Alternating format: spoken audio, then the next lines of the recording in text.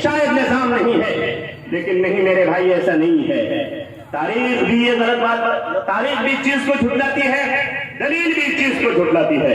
कुरान और हदीस के दलील में कहीं ऐसा नहीं है कि सिर्फ बेटे को पढ़ाइए, बेटा को भी पढ़ाइए, बेटी को भी पढ़ाइए। मैं भी आऊंगा। मैं तारीख के एतबार से बताना चाहता हूँ कि ये पहली यूनिवर्सिटी जो बनी है जामिअतुल क़रवीयीन, इसका फाउंडर कोई मर्द नहीं है। इसका फाउंडर, इसका बनाने वाला कोई मर्द नहीं है, बल्कि इसका बनाने वाला एक औरत है जिसका नाम है फातिमा बिन्त मोहम्मद फहर अल-कुरैशी। एक औरत है, यहाँ की बेटी है। मेरे भाइयों, एक जमाना वो था कि हमारी बेटियों ने तालीम के नाम पर तारीख रच दिया, तारीख कायम कर दिया, और आज हम उस पर फख्र कर रहे हैं कि दुनिया की सबसे पहली यूनिवर्सिटी वो भी हमारी, और उसको बनाने वाला कोई मर्द नहीं। आज वो सारे लोग, और आपको सीखना चाहिए नौजवान, आपको भी पढ़े लिखे लोग, आपको भी मालूम होना चाहिए कि जो लोग मुसलमान के बच्चियों को ये दाग लगाते हैं कि इस्लाम में शायद तालीम का निजाम नहीं है, उसके चेहरे पर यह तमाचा है कि देखो दुनिया की सबसे पुरानी यूनिवर्सिटी, उसको बनाने वाला कोई मर्द नहीं, बल्कि एक इस्लाम की बेटी है जिसने पूरी दुनिया की तारीख में एक नाम रोशन कर दिया कि औरत कितना पढ़ती है कि सिर्फ पढ़ती नहीं है बल्कि यूनिवर्सिटी भी कायम करती है। ये मकाम है आपका तारीख। मेरे भाइयों, पढ़ना बहुत जरूरी है, लेकिन सिर्फ आदल जब पढ़ेंगे, इस्लाम वहां पर रोक लगाता है। इंसान एक डॉक्टर बने, इस्लाम उसकी इजाजत नहीं बल्कि उस पर उभारता है। एक इंसान पढ़ लिख करके इंजीनियर बने, इस्लाम सिर्फ हुक्म नहीं देता बल्कि रोक नहीं लगाता, बल्कि हुक्म देता है। इस्लाम एक मास्टर बने, इस्लाम सिर्फ इजाजत नहीं देता बल्कि हुक्म देता है। इस्लाम इस बात की सिर्फ इजाजत नहीं देता बल्कि हुक्म देता है कि तुम अपने बच्चों को हाफिज भी बनाओ, आलिम भी बनाओ, कारी भी बनाओ, मौलवी भी बनाओ, मुहद्दिस भी बनाओ, मुफस्सिर भी बनाओ, और दुनिया में जितने उलूम हो सकते हैं दीनियात के भी उसको बनाओ, दुनिया के भी जितने हो सकते हैं उसको भी बनाओ। इस्लाम कतन रोक नहीं लगाता बल्कि इजाजत भी देता है और हुक्म भी देता है कि आप अपने बच्चों को जरूर पढ़ाइए, खुद भी पढ़िए, अपने बच्चों को भी पढ़ाइए। तफरीक नहीं कीजिए कि सिर्फ बेटे को पढ़ाना है, बेटे को नहीं पढ़ाना है, ये गलती कहीं नहीं कीजिएगा। बेटे हुए पैदा तो दर्द सर बने, बेटियों ने सर दबाया है। मेरे भाइयों, जितना हक आपके गोद में आपके बेटे का है उतना ही हक आपकी बेटी का है, लेकिन अफसोस का मकाम यह है कि आप बेटे को पढ़ाने में एड़ी छोटी का जोर लगा देते हैं, लेकिन आप उसी घर में उस हक की पामाली करते हैं, कुचलते हैं अपने पैरों से। इस्लाम ने उसको इजाजत दी है बेटी को पढ़ने की, लेकिन आप इसको पढ़ने नहीं देते। मेरे भाइयों, इस नजरिया को बदलिए, बेटे को भी पढ़ाइए, बेटियों को भी पढ़ाइए। हाँ, आप ये कह सकते हैं एक आम बात कि आजकल बहुत सारे लोग पढ़े लिखे होने के बावजूद भी गड़बड़ी करते हैं, नहीं करते हैं गड़बड़ी। एक बात मैं आप लोगों से पूछना चाहता हूं, एक चीज ये बताइए कि पिछले चंद 8-7 सालों में, 6 सालों में, 4 सालों में जो सबसे ज्यादा हिंदुस्तान को लूट कर, बैंक को लूट कर यहां से भाग के बाहर चला गया, बोलिए। जैसे नीरव मोदी, जैसे मालवीय, विजय मालवीय और के बड़े बड़े लोग भाग के गए कि नहीं यहां से? बोलो नौजवानों, भाग के गए कि नहीं गए? ना, वो पढ़े लिखे थे या बेवकूफ थे? बोलिए, पढ़े लिखे थे कि नहीं थे? कोई इंजीनियर रहा होगा, कोई एमबी किया होगा, कोई एमडी किया होगा, कोई एमबीए किया होगा, तभी तो बैंकों में नौकरी हुई होगी। विजय माल्या तो किंगफिशर का मालिक था, हवाई जहाज का मालिक था पूरी कंपनी का। कितना पढ़ा लिखा इंसान होगा, हिंदुस्तान को लूट कर भागे, ये भगोड़े थे। लेकिन पढ़े लिखे थे कि जाहिल थे? पढ़े लिखे थे। एक छोटी सी बात और बताता हूं, आप लोगों में से किसी का यहाँ पर कभी बैंक अकाउंट खाली हुआ कि नहीं? अचानक कोई आपका बैंक अकाउंट साफ कर दिया कि नहीं, उसमें हाथ मार लिया कि नहीं? ऐसा हुआ है किसी के साथ कि नहीं? होता है कि नहीं? ऐसा होता है, यकीनन होता है। अफसोस की बात है, नहीं होना चाहिए। चोरी है, चोरी सरासर गलत है, नहीं होना चाहिए। लेकिन एक चीज बताइए आप मुझे कि जो बैंक अकाउंट आपका साफ करता होगा, आपका बैंक अकाउंट चुपके से खाली कर देता होगा, बताइए वो जाहिल होगा या पढ़ा लिखा होगा? यकीनन जाहिल बेचारा नहीं कर सकता है। उसको नहीं मालूम कि पासवर्ड कैसे तोड़ा जाता है, उसको नहीं मालूम कि सॉफ्टवेयर कौन सा होगा जिसको इस्तेमाल करेंगे तो किसी का बैंक अकाउंट अकाउंट हम उसको हाईजैक कर लेंगे। एक जाहिल को नहीं मालूम, वो बेचारा अगर गड़बड़ी करते करेगा भी तो आपकी गाय चोरी करके लाएगा, भैंस चोरी करके लाएगा, बकरी चोरी करके लाएगा, चावल मकीन उठा करके लेके जाएगा, बहुत बुरा करेगा तो आपकी जमीन को हड़प करेगा।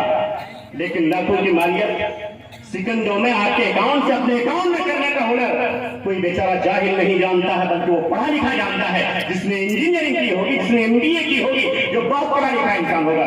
फिर आप कहेंगे मौलवी साहब आपने तो अभी कहा था कि पढ़ना लिखना चाहिए, इंजीनियर भी बनना चाहिए, डॉक्टर भी बनना चाहिए, मौलवी भी बनना चाहिए, हाफिज भी बनना चाहिए और पढ़ा लिखा इंसान।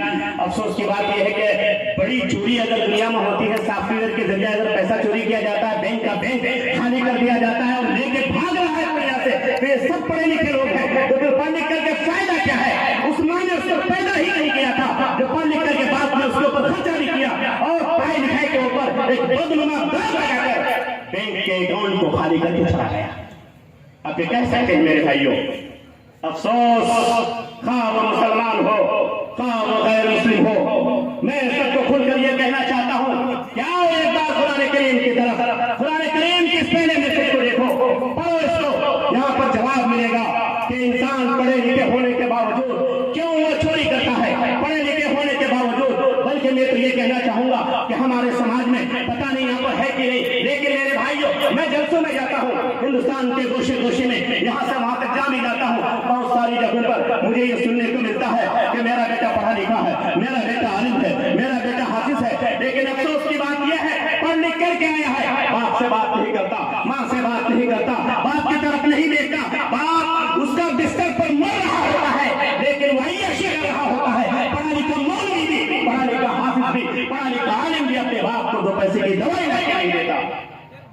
मेरे भाइयों, ये अफसोस का मकाम इस जानिब भी है और उस जानिब भी है, स्कूल के पढ़े लिखे लोगों में भी है और दीन याद के पढ़े लिखे लोगों में भी है। इसलिए कुरान करीम ये सिर्फ मौलवियों के लिए नहीं है, ये कुरान करीम की नसीहत सिर्फ स्कूल के पढ़े हुए लोगों के लिए नहीं है, बल्कि ये कुरान करीम जितना मेरे लिए है उतना आपके लिए भी है। जितना स्कूल के मास्टर के लिए जरूरी है उतना मदरसा के मौलवी के लिए भी जरूरी है, जितना किसी डॉक्टर के लिए जरूरी है उतना किसी हाफिज और किसी आलिम के लिए भी जरूरी है। कुरान को उठाइए, मैंने कहा था आपसे मेरे भाइयों, कुरान करीम उठा के जरा देखिए, उसमें आपको मिलेगा तमाम बीमारियों की दवाई मिलेगी, तमाम बीमारियों का उसमें इलाज मिलेगा। कुरान करीम चीख चीख कर कहता है, अफसोस के मेरे घर में रखा है, हमने उसको पढ़ा नहीं दे तो जवाब मिल जाता, वो ये है इक़रा बिस्मि रब्बिकल लज़ी खलक़। पढ़िए जरूर, इतना पढ़िए, मौलवी बनिए, मास्टर बनिए, इंजीनियर बनिए, फिक़ह पढ़िए, हदीस पढ़िए, कुरान पढ़िए, फिजिक्स पढ़िए, केमिस्ट्री पढ़िए, बायोलॉजी पढ़िए, दुनिया के जितने उलूम हैं सब पढ़िए। एक शर्त जरूरी है, वो शर्त लगाकर पढ़िए, कभी बिगाड़ नहीं आएगा। वो शर्त है इक़रा बिस्मि रब्बिकल लज़ी खलक़। पढ़िए, लेकिन अपने रब का नाम लेकर पढ़िए।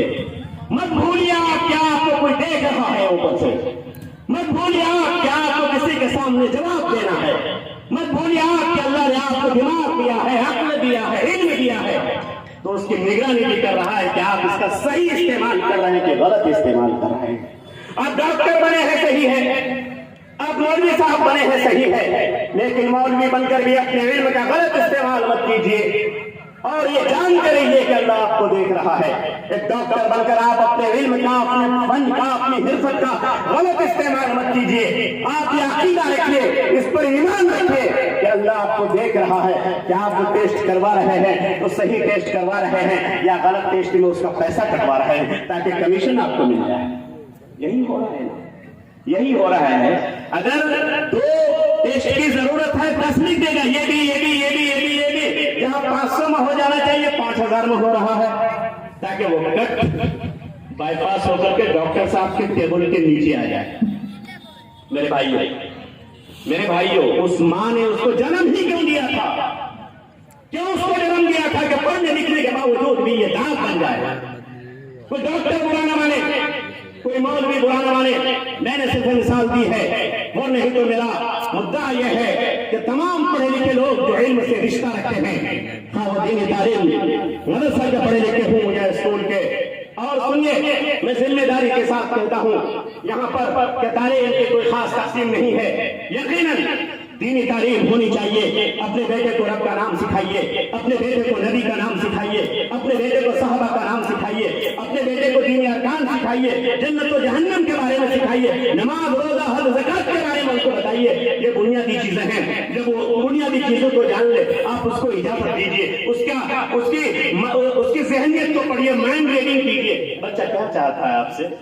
मास्टर बनना चाहता है, वही लाइन पकड़ा दीजिए। इंजीनियर बनना चाहता है, वही लाइन पकड़ा दीजिए। मौलवी बनना चाहता है, मदरसे में रख के आइए। हाफिज बनना चाहता है, फिर खाना में छोड़ के आइए। बुनियादी चीजें सिखाने के बाद आप उसको जिस लाइन में जाना चाहता है उसी लाइन में कीजिए, माइंड रीडिंग कीजिए। आप उसको दोस्त बना लीजिए। वो बिल्कुल शेर की तरह ऐसा बन के मत रहिए कि बच्चा आपके पास आने से घबराए। मेरे भाई, मैं एक मिसाल देता हूं आपको। हमारे समाज में अच्छा बच्चा भी बिगड़ जाता है, ग्रोथ नहीं कर पाता है, आगे नहीं बढ़ पाता है। कारण क्या है? एक छोटी सी मिसाल देता हूं। आप म्यूनिसिपैलिटी से गुजरिए, आप यूं सोचिए कि एक आदमी गड्ढा खोद रहा है, गड्ढा खोद रहा है म्यूनिसिपैलिटी में, और एक आदमी गड्ढा बंद कर रहा है। क्या कर रहा है? गड्ढा बंद कर रहा है। आप गुजर रहे हैं आपके वीरपुर में या अररिया में कहीं भी, क्या यार अजीब पागल आदमी है। एक आदमी गड्ढा बंद कर रहा है, एक आदमी गड्ढा खोद रहा है, एक बंद कर रहा है।